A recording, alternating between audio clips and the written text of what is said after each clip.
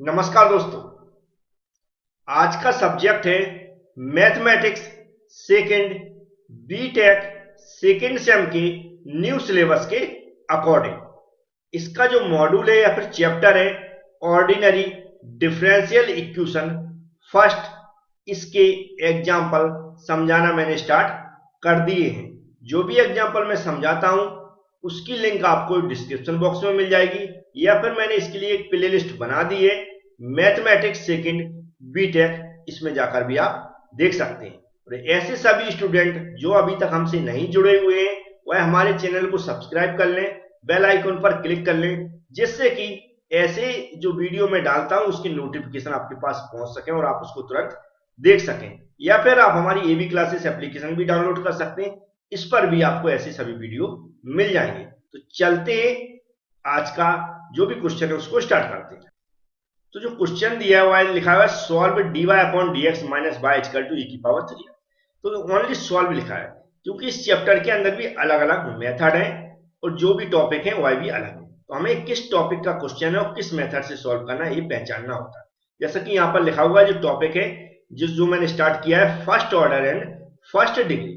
तो इस इक्वेशन को मैं लिख के पहचानना सिखा रहा हूं, ध्यान से समझें। तो लिखा है dy upon dx minus y equal to e की पावर 3x। आपने बहुत सारी इक्वेशन के अंदर जो डिफरेंशियल इक्वेशन है उसके अंदर ऐसा लिखा दिखा होगा, जो डिफरेंशियल का फॉर्म होता है dy upon dx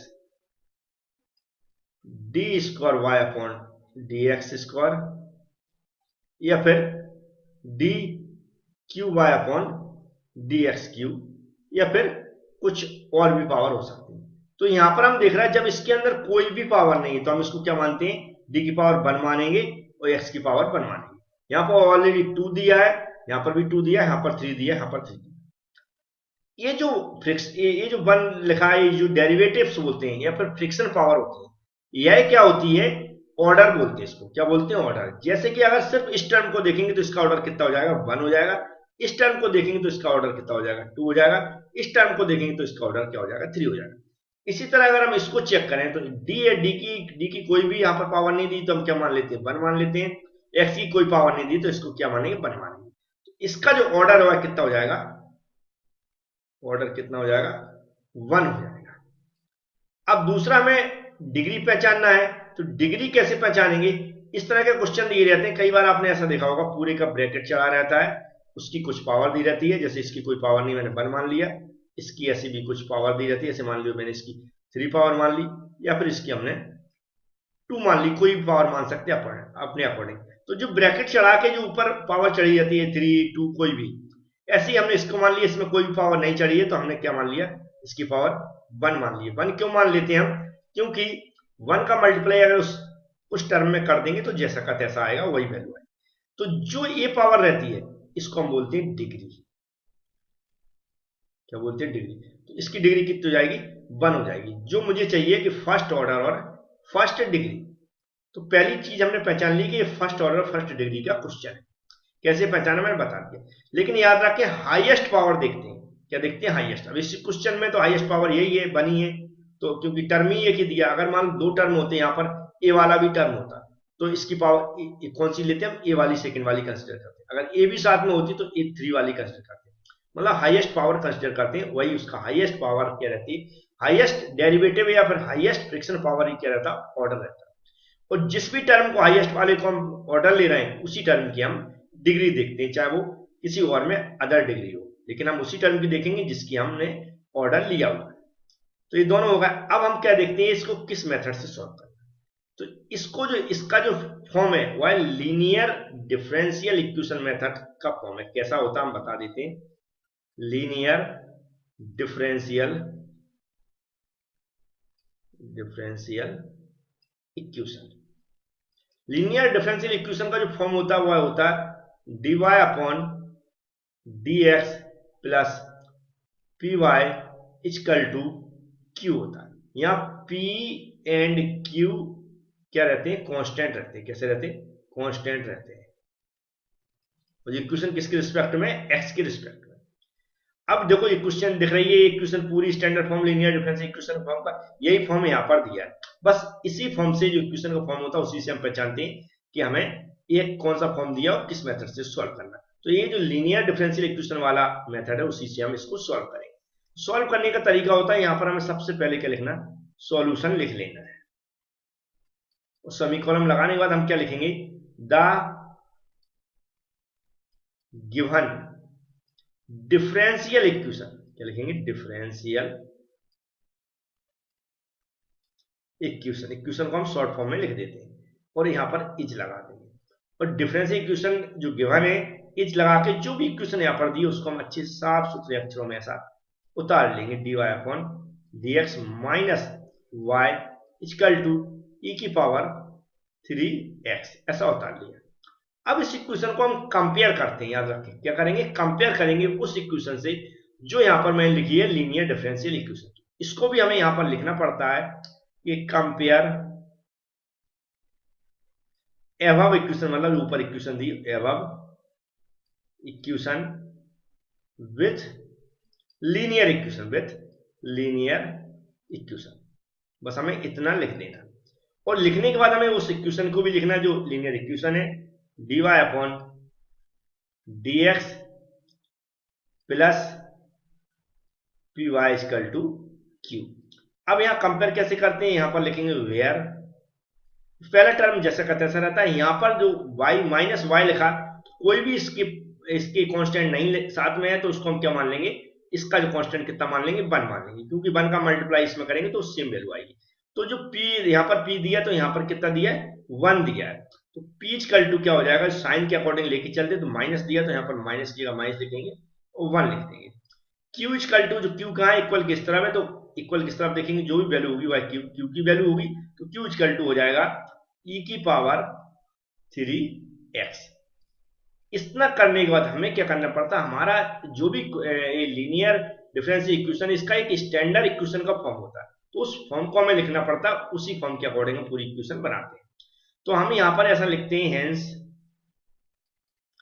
the required solution, क्या लिखेंगे, द रिक्वायर्ड सॉल्यूशन।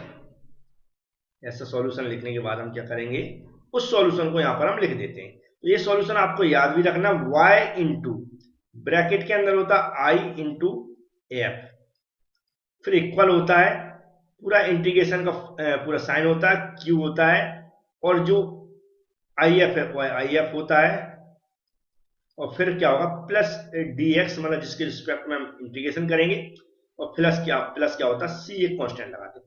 ये पूरी इक्वेशन हम बनाएंगे। कैसे बनाते हैं इस इक्वेशन को आपको याद भी रखना है, क्योंकि इसको जब भी सॉल्व करेंगे लीनियर डिफरेंशियल इक्वेशन से, इसको आपको बार बार लिखना है, फिर इसकी हमें टर्म को निकालना है। टर्म कैसे निकालेंगे ध्यान से समझें। हम यहाँ पर एक लाइन बना देते हैं, इससे आपको सेपरेट देखे कि इधर सॉल्व करना। तो हमें यहाँ पर भी लिखना वेयर IF, क्या होता है IF का आपको फुल फॉर्म लिखने की जरूरत नहीं है, मैं यहाँ पर इसलिए लिख रहा हूं कि आप समझ सकेंगे IF क्या होता है। तो ये होता है इंटीग्रेटिंग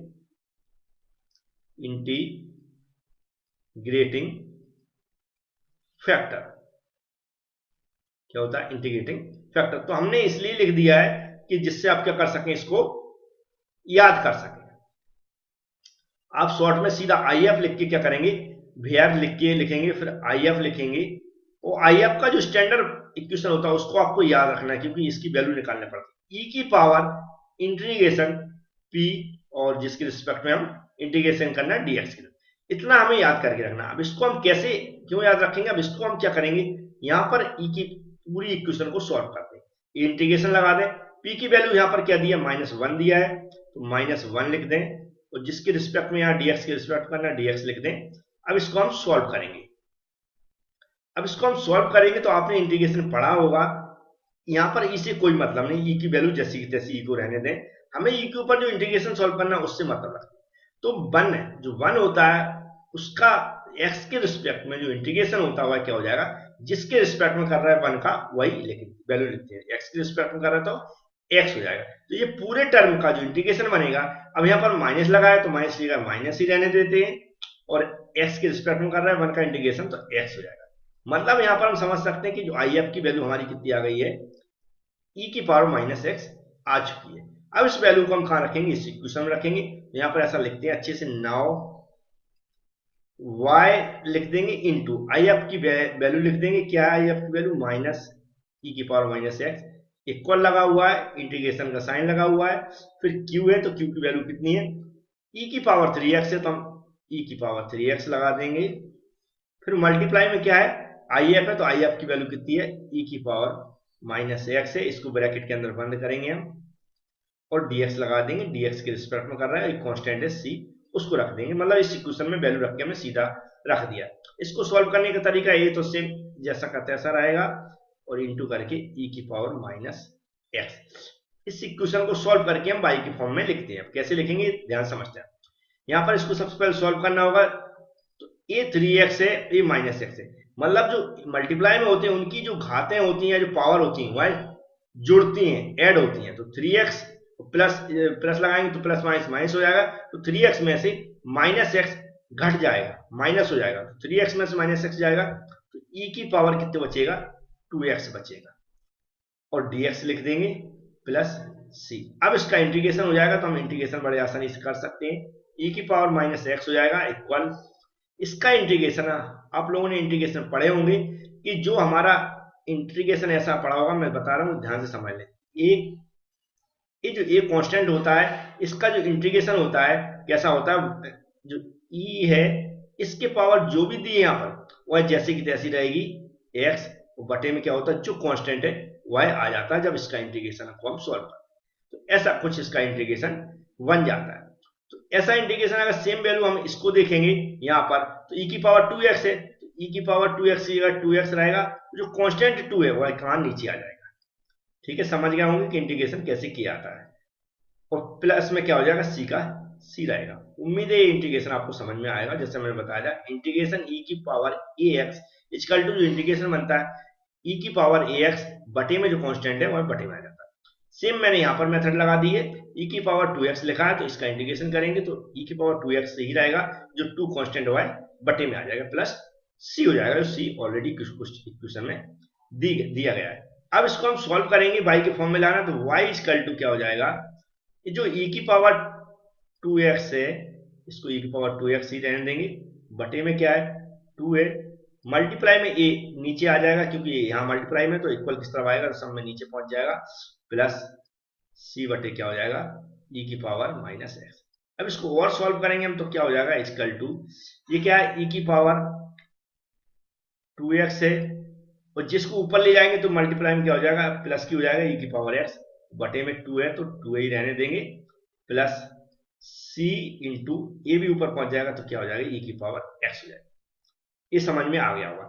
अब इसको हम और सॉल्व करना, तो y की इक्वल टू y रहने देंगे, इसको सॉल्व करेंगे तो ये दो गुणा में घातें जुड़ती हैं या मल्टीप्लाई में जो भी ऐड होती है, 2x और a x से प्लस में तो दोनों जुड़ जाएंगी, तो ऊपर क्या हो जाएगा e की पावर 3x हो जाएगा, बटे में 2 ही रहेगा, प्लस और यहाँ पर c इंटू ई की पावर x हो जाएगा।